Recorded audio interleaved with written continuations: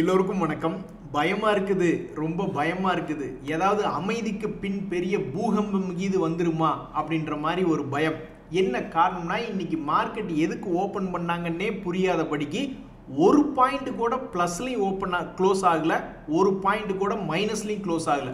So இன்னைக்கு சந்தை எதுக்கு இருக்குன்னே தெரியாதபடிக்கு இன்னைக்கு மார்க்கெட் க்ளோஸ் ஆயிருக்கு. ஆனால் இங்கே தான் நீங்கள் ஒரு மிக முக்கியமான ஒரு விஷயத்தை தெரிஞ்சுக்கணும். இதுக்கு முன்னாடி இதே மாதிரி தான் 25,000 ஒரு இடம் பாயிண்ட் இருந்தது. அப்போ அதே மாதிரி இன்ட்ராடேல முடிவெடுக்க தெரியாமல் இப்படி மிகப்பெரிய ஒரு மேலையும் கீழே மூவ்மெண்ட் ஆகிக்கிட்டே இருந்தது மார்க்கெட். அதுக்கப்புறம் என்ன ஆச்சு அப்படின்னு பார்த்தீங்கன்னா, அந்த 25,000 பாயிண்ட் அப்படின்ற இடத்துல இருந்து டபக்குன்னு உங்களுக்கு ஒரு 500 பாயிண்ட் பக்கம் கீழே இறங்கி 24,500 அப்படின்ற ரேஞ்சுக்கு போச்சு. அப்புறம் மறுபடியும் அந்த 24,500 இருந்து 25,500 இப்போ வந்திருக்கு. ஸோ அடுத்தடுத்த ஒரு மாதத்துக்குள்ளே இந்த வேலையை பண்ணி காமிச்சிருக்காங்க. ஸோ 25,000 ஒரு தடவை இப்படி இன்ட்ராடேல நடந்த விஷயம் இப்போ மறுபடியும் இன்னைக்கு பார்க்கும் பொழுது ஆல்மோஸ்ட் 25,460 நடந்திருக்கு. ஸோ ஏதாவது ஒரு 500,000 பாயிண்ட் வால்டிலிட்டி கொஞ்சம் வேகமாக காட்டுமா, ஏதாவது சம்பவம் லோட் ஆகி கொண்டிருக்கிறதா அப்படின்னு பல ட்ரேடர்கள் பார்த்துக்கிட்டு இருக்காங்க. தீபாவளிக்கு பட்டாசு வாங்கணுன்னே ஒன்றாவது வெடிச்சாதான் நம்மளுக்கு உடனே நல்லா அருமையான சந்தோஷம் வரும். அது மாதிரி ஒரு நண்பருக்கு சந்தோஷம் அருமையான வந்திருக்கு. கேஆர்ன்னு ஏதோ ஒரு ஷேர் வாங்கியிருப்பார் போல, வாங்கின உடனே அது ஜெட்டு வேகத்தில் அப்படியே மேல் நோக்கி போயிடுச்சு, ரொம்ப சந்தோஷம் ஆயிடுச்சு அப்படின்ற மாதிரி சொல்லியிருக்காப்புல. அந்த கேஆர்என் அப்படின்ற பங்கு சமீபத்தில் 4 முறை தன்னுடைய லோல இருந்து சிறுக சிறுக சம்பாரிச்சு கொடுத்துக்கிட்டே இருந்திருக்கு. அப்புறம் இந்த முறை மிகவும் அருமையாக சம்பாரிச்சு கொடுத்துருக்கு. இதனால அந்த நண்பர் ரொம்ப குஷி ஆயிட்டாப்ல. ஆனால் இன்னொரு நண்பர்களுடைய எக்ஸ்பீரியன்ஸ் எப்படி இருக்கு அப்படின்னு பார்த்தீங்கன்னாக்கா, நான் கிட்டத்தட்ட ஒரு 1.5 லட்சம் ஆர்இசி லிமிடெட் அப்படின்ற பங்கில் பணம் போட்டு வச்சிருக்கேன். ஆனால் 40,000 ரூபா லாஸ் ஆயிருக்கு. ஒரு காத்துட்டு இருக்கிறதுக்கு ஒரு அளவு வேண்டாமா? காலம் பூரா நான் ஒரு கோலத்தை போட்டுட்டு கொடையை பிடிச்சிக்கிட்டு கோலம் அழியாத மாதிரி அங்கேயே உட்காந்துக்குவா? எப்போ அந்த கோலத்தை அழிச்சிட்டு வேற கோலம், புது கோலம், ரங்கோலி அந்த மாதிரிலாம் எந்த காலத்தில் போடுறது அப்படின்ற மாதிரி ஆர்இசி அப்படின்றது ஏறாதுக்கு முதல் முக்கிய காரணமே நான் தான். ஏன்னா 1.5 லட்ச ரூபாயை போட்டு அதில் பாதாளத்துக்கு தள்ளி விட்டவன் நான் தான் அப்படின்ற மாதிரி சொல்லிட்டு இருக்காப்புல. எப்படி இருந்தாலும் அவருக்கு பாவம் ஏதோ பணத்தேவை இருக்கும் போல, நான் போங்க ஜூலையில் வித்துட்டு போகிறேன், அதுக்கப்புறமா அது ஏறட்டும் அப்படின்ற மாதிரி மனசு விட்டுட்டாப்புல. இந்த ஆர்இசி லிமிடெட் அப்படின்ற பங்கு ஒரு காலத்தில் அவன்லாம் நிற்கவே இல்லை. அவன் பாட்டுக்கு ஏதோ ஒரு காலத்தில் தொடர்ந்து ஏறிக்கிட்டே இருந்திருக்கான். அதுக்கப்புறம் பாவம் இந்த நண்பர் இவர் தான் கரெக்டாக போய் இந்த ஷேர் இந்த இடத்துல வாங்கி அதனுடைய ஓட்டத்தை தடை பண்ணி விட்டாரா, இல்லை எந்த இடத்துல அவர் லாக் பண்ணி விட்டுக்கிட்டாருன்னு தெரில. ஆனால் கடந்த 2025 பிறந்ததுலேருந்தே அதனுடைய வேல்யூ என்பது ஒரே இடத்துல தான் சுற்றிக்கிட்டு இருக்கு. இனி இவன் என்ன செய்ய போகிறான் அப்படின்றது தெரில. ஜூலை மாதம் கழித்து மற்ற பங்குகளுக்கெல்லாம் 2-3 மாதம் கழித்து எடுத்து பார்த்தா தான் தெரியும். நம்ம நண்பர் தான் ஜூலை மாதத்தில் வெளியே வந்துடுறேன்னு சொல்லிட்டாரு. ஸோ ஜூலை முடிஞ்சோடனே ஆகஸ்ட் 1ஆம் தேதி இதை எடுத்து பார்த்தாவே இந்த பங்குக்கு என்ன நடந்தது அப்படின்றது தெரிய வந்துடும்னு நான் நினைக்கிறேன். நண்பர்களே, ரொம்ப ரொம்ப முக்கியமான விஷயம், அதாவது இந்த ஜூலை மாதத்தில் ஒரு ட்ரேடர் அல்லது பல ட்ரேடர்கள் சில வாட்ச் லிஸ்ட்டில் கிரியேட் பண்ணி வச்சுக்கிட்டு ஒரு மாதம் பூரா அது எப்படி இருக்குது, எப்படி காலையில் இன்ட்ராடே ட்ரேட் பண்ணுறவங்க காலையில் 5 நிமிஷத்துலையோ அல்லது 15 நிமிஷத்துலையோ குறிப்பிட்ட மார்க்கிங் போட்டுக்கிட்டு அடுத்த நாள் முழுவதும் அடுத்த 2-3 மணி நேரத்துக்கு இந்த பங்குகளை வாட்ச் லிஸ்ட்டில் வச்சு பார்த்து வாட்ச் பண்ணணும் அப்படின்ற மாதிரி யோசிப்பாங்களோ, அதே மாதிரி ஒரு மாதம் முழுவதும் ஸ்விங் ட்ரேடிங் பண்ணுறதுக்கு எது போன்ற பங்குகள் கிடைக்கும் நிறைய ட்ரேடர்கள் தேடிக்கிட்டு இருப்பாங்க. அதுக்கு இவங்க என்ன பண்ணுவாங்கன்னா, ஒரு மாதத்தின் 2 திங்கட்கிழமைகள், முதல் வாரமும் 2வது வாரமும் எது ஹையாக மூவ்மெண்ட் காமிச்ச பங்குகள் அப்படின்ற மாதிரி பார்த்துக்கிட்டு இருப்பாங்க. அந்த வகையில் போன வாரத்தில் பிஎன்பி, கெய்ன்ஸ் போன்ற பங்குகள்லாம் பெரிய வால்டிலிட்டி என்பது காமிச்சிருந்தது. இப்போ இந்த வாரத்தில் இன்னைக்கு திங்கட்கிழமை இன்னைக்கு இந்த கோத்ரேஜ் சிபி அப்படின்ற பங்கு ஒரு 6% சொல்லிக்கொள்ளும்படியாக இன்னைக்கு ஒரு ஹை வால்டிலிட்டி அப்படின்றது காமிச்சிருக்கு. இதே நிஃப்டி 500 இண்டெக்ஸ் அப்படின்றதுல பார்த்தோம்னாக்கா ஜேபி பவர் மற்றும் மெட்ரோபாலிஸ் போன்ற பங்குகள் ஒரு பெரிய வாலட்டிலிட்டி அப்படின்றது காமிச்சிருக்கு. இனி பல ட்ரேடர்கள் இது போன்ற பங்குகளுக்கு பின்னாடியே பார்த்துக்கிட்டு இருப்பாங்க. இந்த மாதம் முறை இவன் எப்படி மூவ்மெண்ட் இருக்கான், இதில் என்ன விஷயம் இருக்குது அப்படின்னு பார்த்துக்கிட்டு இருப்பாங்க. இந்த கோத்ரேஜ் கன்சியூமர் ப்ராடக்ட்ஸில் இன்னொரு முக்கியமான தகவல் என்னென்னா, அது 1% டிவிடெண்ட் கொடுத்து கொண்டு இருக்கக்கூடிய பங்கு. போன குவார்ட்டர்லி ரிசல்ட்டில் அதனுடைய லாபம் என்பது கொஞ்சம் கம்மியாக 412 கோடி தான் கொடுத்துருக்காங்க. இருந்தாலும் இன்னைக்கு இந்த பங்கை வந்து 6% என்பது ஏற்றி வச்சு அளவு பார்த்துட்டு இருக்காங்க. இப்படி இருக்கக்கூடிய இந்த நிலைமையில அது கம்மியான ஒரு growth காமிச்சே இப்படி இவனை ஆல்மோஸ்ட் பாதி கிணறு கொண்டு வந்திருக்காங்களே. அப்போ அடுத்து வரக்கூடிய குவார்ட்டர்லி ரிசல்ட்டில் ஏதாவது ஒரு பெரிய அளவில் பண்ணி காமிச்சிட்டு இவனை மறுபடியும் 52 வீக் ஹையை கொண்டு போகிறாங்களா அல்லது 52 வீக் லோக்கு கொண்டு போகிறாங்கன்னு தெரியல. ஆனால் கடந்த 3 மாசத்துல மிகவும் அருமையாக ஒரு 30% வரைக்கும் ஏறி இருக்கான். அடுத்த 3 மாசத்துக்கு என்ன பண்ண போறான் அப்படின்றது தெரியல.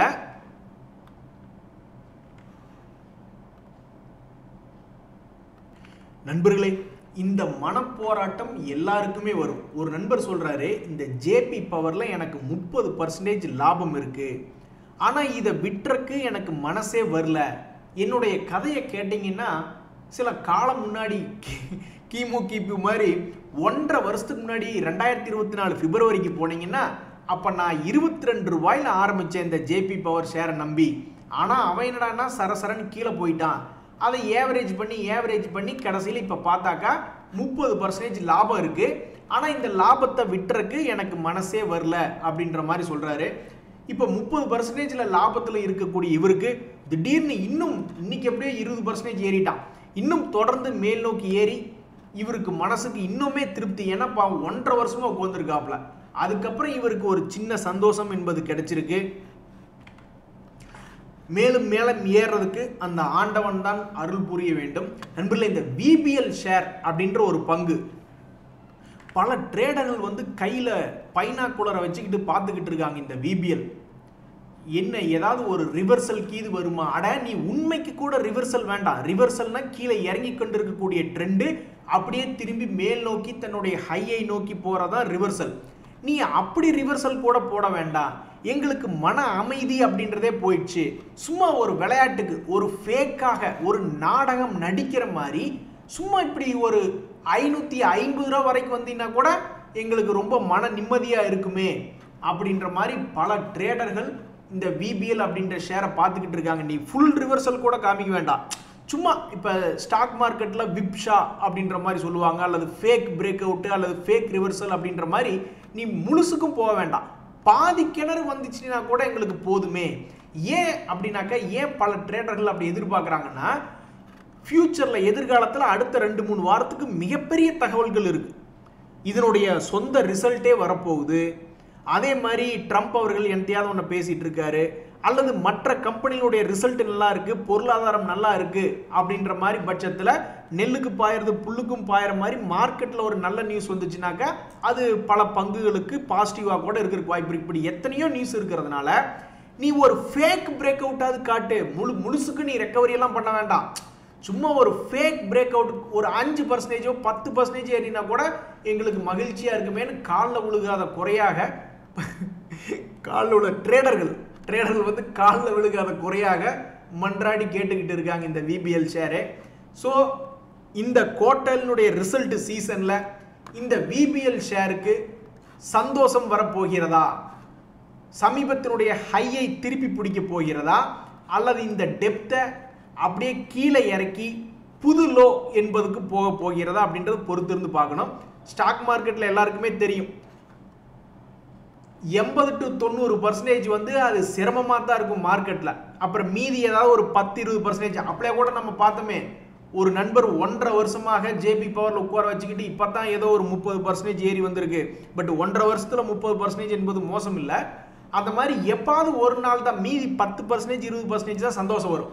அப்போ இது மறுபடியும் துக்கப்படுத்திட்டு அதுக்கப்புறம் ஏதாவது சந்தோஷத்தை கொடுக்க போகுதா, அல்லது ஏதாவது ஒரு கடைசிக்கு ஒரு ஃபேக் பிரேக் அவுட்டாவது ஆனால் ஃபேக் ரிவர்சல் ஆனால் கூட மகிழ்ச்சியாக இருக்குமேன்னு பார்த்துட்டு இருக்காங்க. இந்த சமயத்தில் இந்த விபிஎல் ஷேர் போன குவார்ட்டரில் என்ன ரிப்போர்ட் கொடுத்தது? அதனுடைய டிவிடெண்ட் ஈல்டு என்பது இன்னும் குறைவாகவே உள்ளது, 0.22 தான் இருக்குது. இந்த சமயத்தில் அந்த பங்குனுடைய லாஸ்ட் குவார்ட்டர்லி ரிசல்ட் 731 கோடின்னு காமிச்சிருக்காங்க. இதை கூட விட்டுருங்க. ஆனால் அதனுடைய சேல்ஸ் என்பது போன குவார்ட்டர்களை விட 2 குவார்ட்டர்களோட அதிகமாக தான் இருக்குது. ஜூன் குவார்ட்டரை விட கம்மியாக இருக்குது. பட் இருந்தாலும் கடைசி 2 குவார்ட்டர்களோட அதிகமாக தான் இருக்குது. அதுக்கு கூட எதுவும் மரியாதை நீ செய்யலையே மார்க்கெட். இதுக்காகவாது அந்த சேல்ஸ் இன்க்ரீஸ் ஆனதுக்காகவாது நீ ஒரு மாலை மரியாதை அப்படின்றது செஞ்சுருக்கணும். ஆனா நீ இப்ப வரைக்கும் செய்யலையேன்னு பல ட்ரேடர்கள் புலம்பிக்கிட்டு தான் இருக்காங்க. இனி இந்த ரிசல்ட் சீசன்ல இனி 52 வீக் ஹை என்பது போக போகிறதா அல்லது நியூ 52 வீக் லோ என்பது போக போகிறதா அப்படின்றது இந்த VBL ஷேர்ல பொறுத்து இருந்ததா பார்க்கணும்.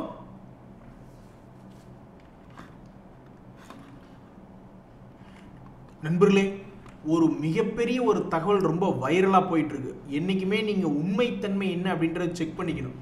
நியூஸ்களை பார்த்துட்டு இருக்கீங்களா, திடீர்னு என்ன சொல்லிட்டாங்க, இந்த யுனைடெட் அரப் எமிரேட்ஸ்ல அதுலேயும் துபாய் சூப்பரா இருக்கும், அந்த மாதிரி இந்தியன்ஸ் அண்ட் பங்களாதேஷிஸ் வந்து இந்த மாதிரி லைஃப் டைம் ரெசிடென்சி அப்படின்றது வித்தவுட் இன்வெஸ்ட்மெண்ட் பண்ணிக்கலாம் அப்படின்ற மாதிரி ஒரு தகவல் ஒன்று பார்த்துக்கிட்டு இருந்தேன். நான் அது அங்கே ஒர்க் பண்ணிட்டு இருந்தப்போல நான் என்ன தகவல் கேட்டேன் அப்படின்னா, அங்கே ஏதாவது இன்வெஸ்ட்மெண்ட் பண்ணணும், கோல்டன் விசா, அது 10 வருஷம் தான், கிட்டத்தட்ட AED 2 மில்லியன் இன்வெஸ்ட்மெண்ட் பண்ணும் அப்படின்ற மாதிரிலாம் தகவல் பார்த்துக்கிட்டு இருந்தேன். ஆனால் இப்போ 23 லட்ச ரூபா ஒன் டைம் ஃபீயாக கட்டினாவே இந்த மாதிரி ஒரு லைஃப் டைம் விசா கிடைக்கி அப்படின்ற மாதிரி எல்லாம் தகவல் படிச்சுக்கிட்டு இருந்தேன். ஆனால் உள்ளே போய் எடுத்து பார்த்தோம்னா, ஒன்றா இது கவர்மெண்ட்டினுடைய வெப்சைட்டாக இருக்காது, ஏதாவது மீடியாக்களில் பேசுகிறாங்களா என்னன்றது தெரிஞ்சுக்கணும். ரெண்டாவது, அப்படியே அது ஒன் டைம் ஃபீயாக இருந்தாலும் அது 10 வருஷம் வரைக்கும் அல்லது லைஃப் டைம் அப்படின்னு கொடுத்துட்டாலும் 10 வருஷத்துக்கு ஒருக்க ஏதாவது ரெனியூவல் பண்ணுற மாதிரி ஏதாவது வந்துடும். ஸோ எந்த ஒரு தகவலாக இருந்தாலும் அதை செக் பண்ணி பார்த்து தான் பண்ணணும். ஏன்னா நிறைய பேர் ஸ்டாக் மார்க்கெட் ட்ரேடிங் பண்ணணும், அங்கே டேக்ஸ் கம்மி அப்படின்றதுக்காகவே நிறைய பேர் இந்த மாதிரி அங்கே ஏதாவது ஒரு விசா கிடைக்குமா அப்படின்ற மாதிரி பார்த்துட்டு இருக்காங்க. ஸோ இது போன்ற தகவல்கள் வரும்போது டக்குன்னு போய் அதுக்குள்ளே போய் விழுந்துடக்கூடாது. அது என்ன ஏதுன்னு தெரிஞ்சுக்கிட்டு தான் எதாக இருந்தாலும் பண்ணணும். அப்புறம் சில மாதங்கள் கழித்து பார்த்தா இந்த மாதிரி லைஃப் டைம் விசா கிடைக்கும் என்று நம்பி பணம் கட்டி ஏமாந்தோர் சங்கம்னு ஒரு சங்கம் வச்சுக்கிட்டு போராடிக்கிட்டு இருப்பாங்க. நண்பர்களே, மிக முக்கியமான தகவல், தற்போதைக்கு ரொம்பவும் ஸ்டேபிளாக இருக்கக்கூடிய கம்பெனிகள் லிஸ்ட் எடுத்து பார்த்தோம்னா அதில் இந்த ITC போன்ற பங்குகள்லாம் இருக்கும், ONGC SBI போன்ற பங்குகள்லாம் எப்படி திவாலாகும், இதெல்லாம் சிம்ம சொப்பனமாக இருக்கும். ஸோ இது போன்ற பங்குகள்லாம் வந்து பார்த்தீங்கன்னாக்கா ITC இது போன்ற பங்குகள்லாம் சமீபத்தில் 2-3 மாதமாக ஒரு குறிப்பிட்ட சின்ன பேட்டர்னுக்குள்ளேயே மூவ் ஆகிக்கிட்டு இருக்கான். இப்போ ஒரு உதாரணத்துக்கு ITC எடுத்து பார்த்தீங்கன்னு வச்சிங்களேன், ஒரு சிறிய விலைக்குள்ளேயே கடந்த 2-3 மாதமாக ட்ரேட் ஆகி கொண்டிருக்கிறது. அப்போ இனி இவன் என்ன செய்ய போகிறான், ஏதாவது ஒரு 450 ரூபாய்க்கு இது வருவானா அல்லது மறுபடியும் 350 ரூபா போவானா அப்படின்னு ITC பார்த்துக்கிட்டு இருக்காங்க. அதே மாதிரி தான். ஸோ ட்ரேடர்கள் என்ன நினைப்பாங்கன்னா, இந்த மாதிரி சின்ன சின்ன நகர்வு இருக்கும் பொழுது அவங்க பெருசாக எதிர்பார்க்க மாட்டாங்க. சரி, சிறுசாக தானே நீ நகர்ந்துக்கிட்டு இருக்க, அதே மாதிரி சிறுசாகவே நீ கொடு வேணாங்கள, ஆனால் கொடுத்துறேன் அப்படின்ற மாதிரி தான் யோசிப்பாங்க. ஸோ தற்போதைக்கு இந்த ONGC அப்படின்ற பங்கு எவ்வளவு தூரம் தள்ளி இருக்கிறது தன்னுடைய ஹையிலிருந்து, ரீசெண்டாக வந்த ஹையிலிருந்துன்னு பார்த்தீங்கன்னா வெறும் 6% தான் தள்ளி இருக்கு. ஸோ பெரிய எதிர்பார்ப்பே என்பது மார்க்கெட்டில் இல்லாத பொழுது அந்த சிறிய அளவையாவது அவங்க கொடுத்துட்டு போயிட வேண்டியதானே இந்த ITCயும் ONGCயும்.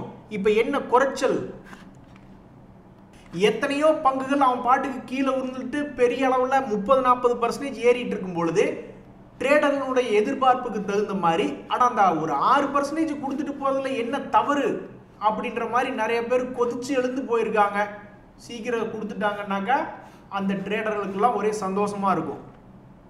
இங்க பாருங்க, இந்த சோழா ஃபினான்ஸ்னு ஒரு பங்கு, இந்த பங்கு கிட்ட ஏதாவது ஒரு பஞ்சாயத்து இருக்கா? அந்த ஷேர் பிரைஸ் வந்து சமீபத்தில் கிட்டத்தட்ட 40-50% தன்னுடைய லோல இருந்து ஏறி தன்னுடைய பழைய ஹையே போயிட்டான். அப்ப இதை பார்க்கும்போது அந்த பங்குகளை வச்சிருக்கிறவங்க ஆசைப்படத்தானே செய்வாங்க. இது பெரிய லெவல் இந்த வேலையை பண்ணிட்டு மறுபடியும் மேலே போய் உட்காந்துக்கிட்டு சிறிய லெவல்ல கடந்த ஏப்ரல் மாசத்திலிருந்தே இவன் என்ன பண்ணிக்கிட்டு இருக்கான்னு பார்த்தீங்கன்னா ஒரு இடத்துல இருந்து ஏறுவதும் இறங்குவதுமாக விளையாண்டுக்கிட்டு இருக்கான். இப்ப மறுபடியும் கீழே வந்து விழுந்திருக்கான். இது போன்ற பங்குகளுக்கு முன்னாடி இந்த சோழா ஃபினான்ஸ் போயிட்டு வந்துருச்சுன்னு வச்சுங்களேன், அவ்வளவுதான். இந்த ட்ரேடர்கள்லாம் வந்து அப்படியே கடுப்பின் உச்சிக்கே போயிடுவாங்க. ஒரு பங்கு, அந்த பங்கினுடைய விலை தன்னுடைய லோல இருந்து ஹை வரைக்கும் போனது மட்டும் இல்லாம ஹையில போய் உட்காந்துக்கிட்டு என்ன பண்றதுன்னு தெரியாம அங்கேயும் போய் உட்காந்துக்கிட்டு அவன் பாட்டுக்கு விளையாண்டுக்கிட்டு இருக்கான். நீங்க என்னடான்னா இப்படி எங்களை வச்சு என்ன காமெடி கீமெடி பண்றீங்களா அப்படின்னு இது போன்ற பங்குகளை வச்சு ட்ரேட் பண்ற ட்ரேடர்கள்லாம் ஒரு மாதிரி மன விரக்தியில் இருப்பாங்க. இங்க பாருங்க, இன்னொரு உதாரணம். இந்த மாதிரி விஷயங்களை பார்க்கும்போது தான் ட்ரேடர்களுக்கு வந்து ஒரு மாதிரி மைண்டு சூடாயிருது, கடுப்பு வந்துடுது. ஏங்க நான் சொல்றது எப்படின்னு மட்டும் யோசிச்சு பாருங்களேன். முன்னணி பங்குகள் எத்தனை பங்குகள் இருக்கு, அவனுங்கெல்லாம் வந்து திரும்பி தன்னுடைய ஹையை போய் தொட்டாதான ஒரு மகிழ்ச்சி வரும். டிசிஎஸ் இருக்கு, இன்ஃபோசிஸ் இருக்கு, அது மாதிரி நிறைய பங்குகள் இன்னும் போய் தன்னுடைய பழைய ஹையை தொடாமல் இருக்காங்க. இந்த டிஎஃப்சிஐ லிமிடெட் அப்படின்ற பங்கு நிறைய பேர் அதிகமாக கேள்விப்பட்டிருக்க மாட்டாங்க. ஏன்னா அதனுடைய மார்க்கெட் கேபிட்டல் என்பது அவ்வளவு ஃபேமஸ் ஆனது அப்படின்றது கிடையாது. இந்த tourism finance corporation of India அப்படின்ற பங்கை பற்றி தான் சொல்கிறேன். அது 1% டிவிடெண்ட் கொடுக்கக்கூடிய பங்கு.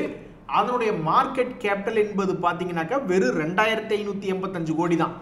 இந்த கம்பெனி என்ன வேலையை செய்து, இந்த ஷேர் விலை என்ன செய்தது அப்படின்னு நீங்கள் பார்த்தீங்கன்னா கடந்த ஒரு வருஷத்தில் அவன் எவ்வளவு இறங்கியிருக்கானோ அதை மீட்டெடுத்திருக்கான் பாருங்க. ஸோ அதிகமாக பாப்புலர் இல்லாத ஒரு பங்கு மார்க்கெட் கேபிட்டலைசேஷன் அப்படின்றதனுடைய அடிப்படையில் அதிகமாக இல்லாதது ஒன்று. இதெல்லாம் ஒரு வருஷத்துக்கு முன்னாடி பார்த்துருப்பாங்க சில பேர். மறுபடியும் அடுத்த வருஷம் என்பது எடுத்து பார்க்கும் பொழுது இடையில அந்த ஒரு வருஷத்தில் என்ன பண்ணியிருக்கான்னா கீழே போயிட்டு மறுபடியும் அவனுடைய விலைக்கே திரும்பி வந்திருக்கான். ஸோ ஒரு வருஷத்துக்கு முன்னாடி இருந்த விலையை மறுபடியும் மீட்டெடுத்திருக்கான். ஒரு வருஷம் கழிச்சு இந்த பங்கு யாராவது பார்க்க போனாங்கன்னாக்கா அவங்களுக்கு போன வருஷம் இந்த வருஷம் ஒரே விலையில் இருந்த மாதிரி இருக்கும். ஆனால் இடையில எவ்வளவு பெரிய சம்பவம், 120 ரூபா எங்கே, 279 ரூபா எங்கே, இந்த மாதிரி பல பங்குகளை பார்த்துக்கிட்டு இருக்காங்க.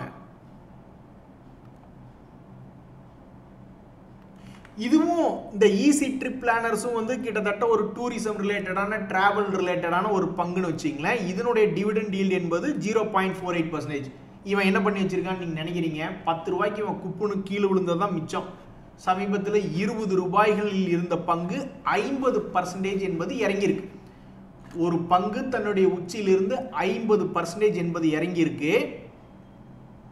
இப்படி இறங்கினதுக்கு அப்புறம் என்ன ஆகும் அப்படின்றது தெரியல. பட் இருந்தாலும் குவார்டர்லி ரிசல்ட்டில் பொறுத்த வரைக்கும் இன்னும் அது லாஸ் மேக்கிங் என்பது கடந்த ஒரு வருடமாக காமிக்கலாம்.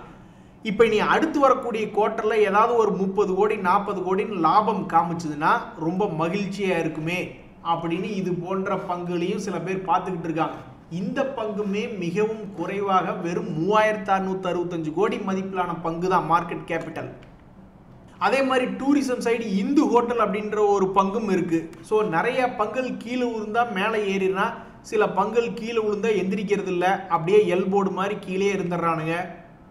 நண்பர்களே, இன்றைய தேதியில் பவர் ரிலேட்டடான கம்பெனிகள்லாம் வந்து திடீர்னு ஃபோக்கஸில் வந்துடுச்சு. அதுக்கு மிக முக்கியமான காரணம் இந்த ஜேபி பவர் என்பது 20% இன்னைக்கு ஏறுச்சு அப்படின்னு சொன்னால் அது மிகையாகாது. அதுதான் காரணமாக மோஸ்ட்லி இருக்கு. அப்போ இந்த டாடா பவர் பங்கு என்ன ஆச்சு சமீபத்தில் அப்படின்னு பார்த்தீங்கன்னா மிகவும் அற்புதமாக ஒரு குறிப்பிட்ட சப்போர்ட்ல இருந்தே சம்பாரிச்சு கொடுத்துக்கிட்டே இருந்திருக்கான். எவ்வளவு முறை சம்பாரிச்சு கொடுத்துருக்கான் பாருங்க. இதெல்லாம் டோட்டலாக கணக்கு போட்டாவே அது டபுள் டிஜிட்டில் வர வாய்ப்பு என்பது இருக்கு. அப்படி இருக்கக்கூடிய இந்த டாடா பவர் அப்படின்ற பங்கு ஒரு மாதத்துக்கு முன்னாடியே ரொம்பவுமே ஸ்ட்ராங் ஆகிட்டான். அதாவது 200 days மூவிங் ஆவரேஜுக்கு மேலே இருந்தால் அது மொமெண்டமில் இருக்குது அப்படின்ற மாதிரி ஷேர் மார்க்கெட்டுக்குள்ளே பேசிக்குவாங்க. 200 days மூவிங் ஆவரேஜ் கீழே இருந்தான்னா இனி அது அவ்வளோதான். எந்த காலத்தில் தன்னைத்தானே கை ஒன்றி மேலே வருதோ அப்போ தான் அது பொழைக்கும், நம்மளையும் பொழைக்க வைப்பா அப்படின்ற மாதிரி நினச்சிக்குவாங்க. ஸோ இது மேல் நோக்கி பொழைச்சி வந்து ஒரு மாதம் ஆச்சு. ஆனால் இன்னும் சந்தோஷத்தை கொடுக்கல. தற்போதைக்கு தான் ஒரு 200 days மூவிங் ஆவரேஜ் தாண்டிய பங்குகளுடைய லிஸ்ட்டில் ஒன்றாக இருந்து கொள்ளக்கூடிய இந்த டாடா பவர் அடுத்தடுத்த நாட்களில் இந்த பவர் செக்டரில் திடீர்னு ஏதோ ஒரு தகவல் வந்ததுனால இந்த பங்கு என்ன பண்ணும் அப்படின்னு பொதுவாக ஜென்ரலாக நிறைய பேர் யோசிச்சுட்டு இருப்பாங்க. இனி அடுத்த 2-3 மாதங்கள் கழித்து இந்த பங்கு என்ன பண்ணியிருக்கு அப்படின்றது எடுத்து பார்த்தா தான் தெரிய வரும். நன்றி, வணக்கம்.